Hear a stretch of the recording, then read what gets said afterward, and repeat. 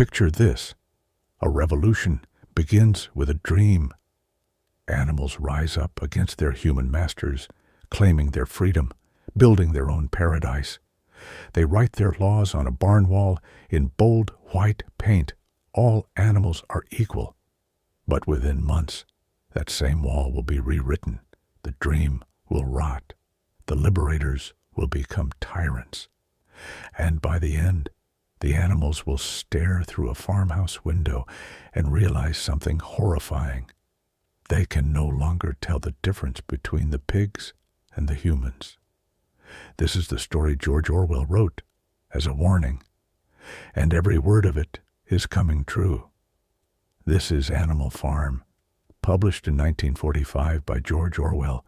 It's a deceptively simple tale about farm animals who overthrow their owner, but it's really about power, corruption, and how every revolution eventually devours its children. The dream of rebellion. The story begins on Manor Farm, a shabby piece of land in the English countryside where animals work themselves to exhaustion, while their owner, Mr. Jones, drinks himself into oblivion. The horses pull plows until their backs ache. The cows are milked until they're dry.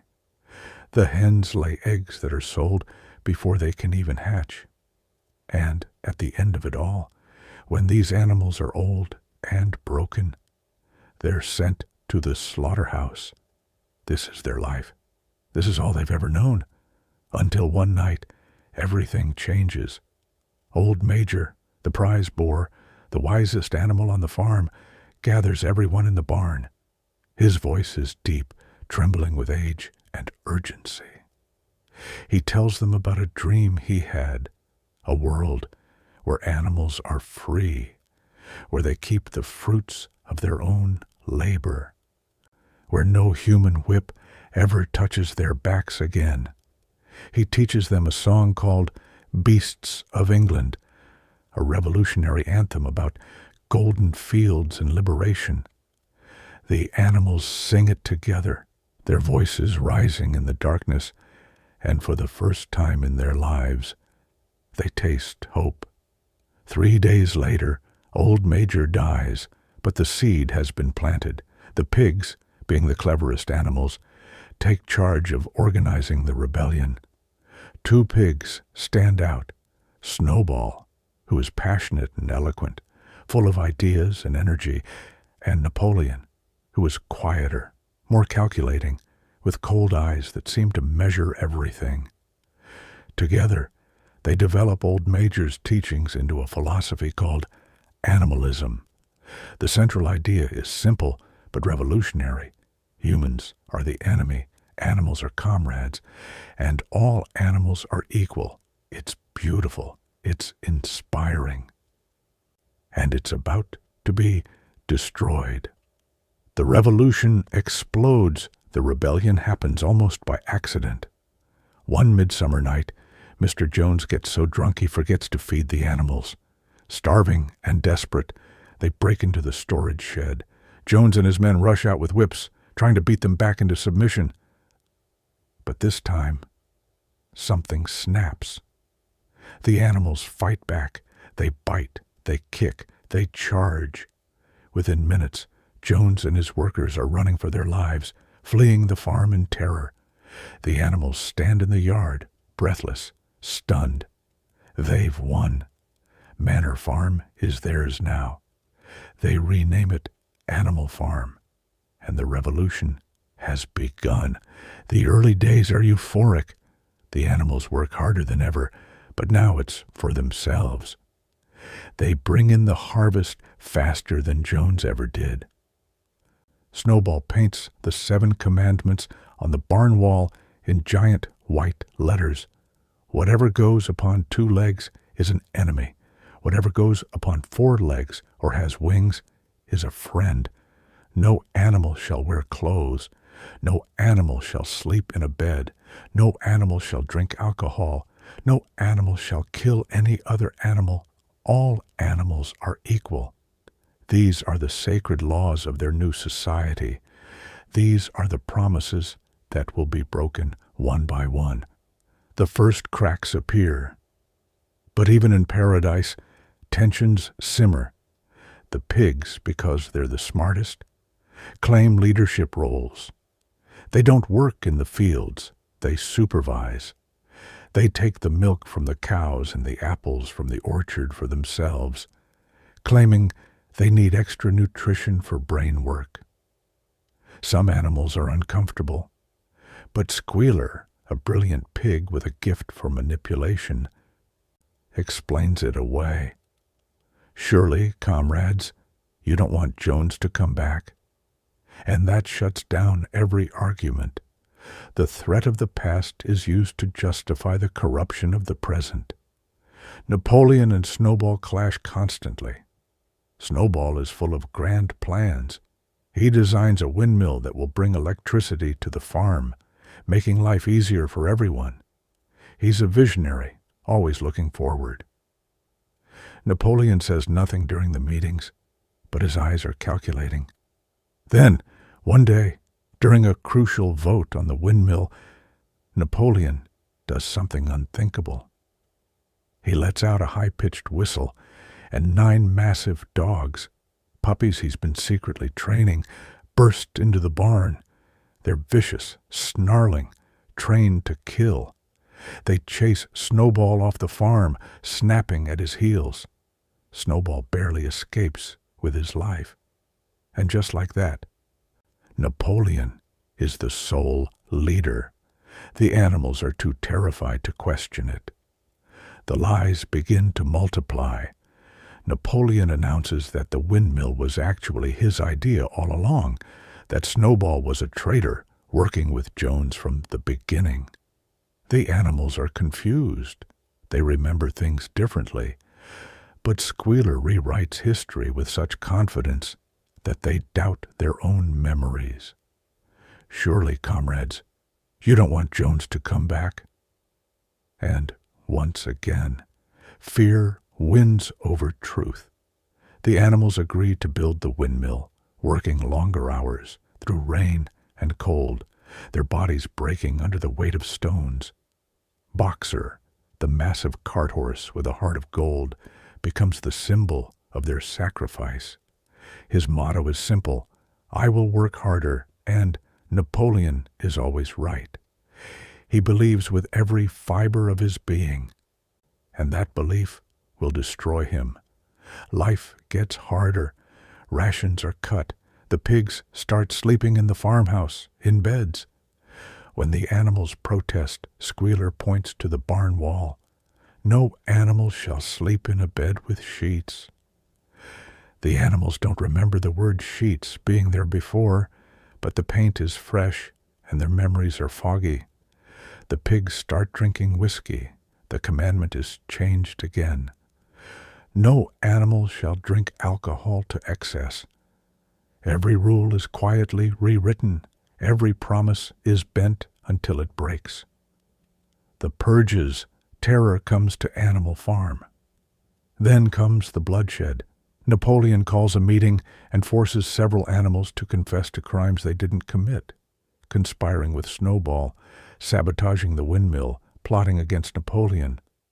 The confessions are absurd, clearly coerced, but it doesn't matter. The dogs tear their throats out right there in the yard. Blood soaks into the grass where old Major once spoke of freedom.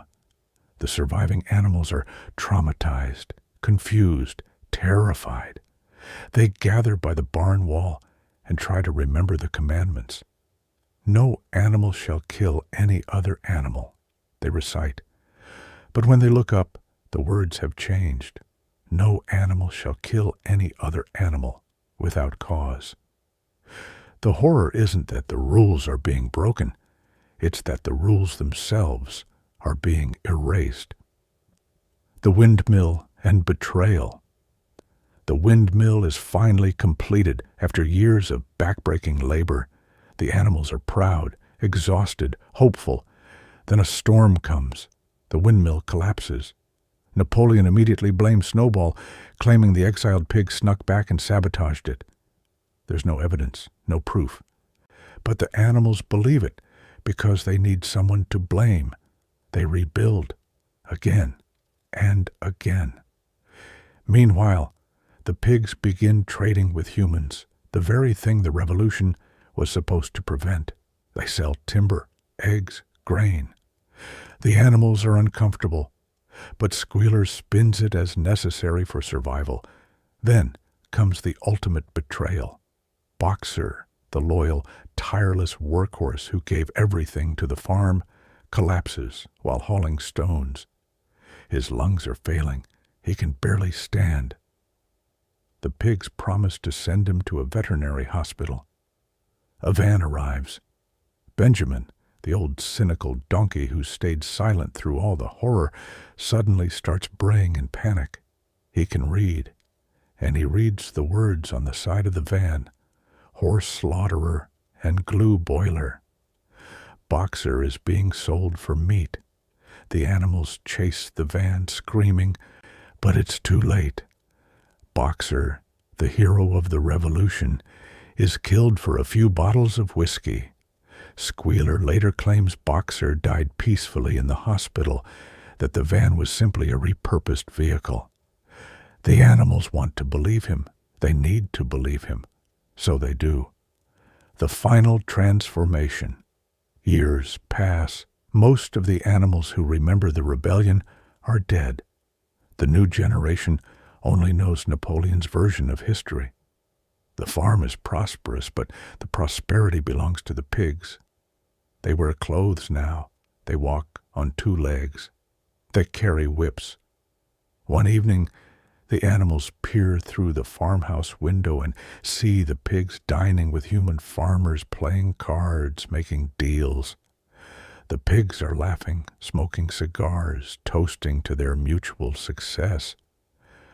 And then the animals see it. Napoleon's face and the human farmer's face are indistinguishable. They look from pig to man, and from man to pig, and from pig to man again. But already it's impossible to say which is which. The animals walk back to the barn, and they look up at the wall where the 7 commandments once stood. Now there is only one commandment left, painted in large letters. All animals are equal, but some animals are more equal than others. The revolution is over. The dream is dead. And the animals realize with crushing clarity that they've simply traded one tyrant for another, the corruption of ideals. Orwell shows us that revolutions don't fail because the ideals are wrong.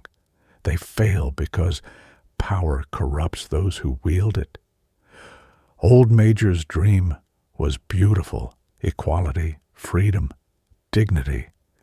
But the moment the pigs tasted power, the dream began to rot. Napoleon didn't start as a villain. He became one, slowly, choice by choice, lie by lie. This is Orwell's warning. Idealism without vigilance is just tyranny waiting to happen. The manipulation of truth, the most terrifying weapon in Animal Farm, isn't the dogs or the executions. It's the rewriting of history. Squealer doesn't just lie. He makes the animals doubt their own memories. He changes the commandments in the dead of night. He twists language until words mean nothing. All animals are equal, but some animals are more equal than others. Isn't just ironic. It's the death of meaning itself. Orwell understood that when you control language, you control thought. And when you control thought, you control everything. The failure of the working-class boxer represents the tragic heart of the story. He's strong, loyal, hard-working, and utterly betrayed. He believes in the system even as it kills him. His 2 mantras, "I will work harder," and "Napoleon is always right," are the epitome of blind faith. Orwell is showing us that good intentions and hard work aren't enough. Without critical thinking, without questioning authority, The working class will always be exploited by those who claim to represent them. The cycle of oppression. The most devastating truth of Animal Farm is that nothing really changed. The pigs become the humans. The revolution comes full circle. Orwell, who fought in the Spanish Civil War and witnessed the betrayal of socialist ideals by Stalin's Soviet Union, understood that power doesn't care about ideology. It only cares about itself. The pigs didn't liberate the animals. They just replaced one oppressor with another, one who speaks their language and knows their weaknesses. The danger of apathy.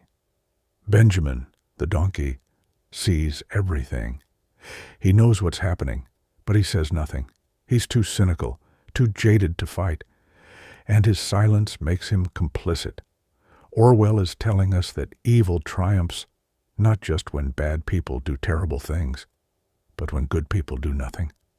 The animals could have stopped Napoleon early on, but they were tired, scared, confused, and so they let it happen, just like we do, just like we always do.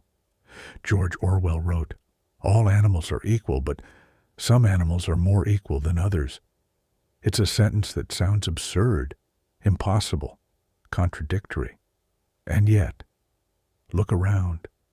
Look at the world we've built. Look at who holds power and who serves it. Look at how the promises we're given are quietly rewritten when we're not paying attention. Animal Farm isn't about a farm. It's about us. And the revolution isn't over. It never was. The question is, are we the animals looking through the window, unable to tell the difference anymore? Or are we willing to remember what the wall said before they painted over it?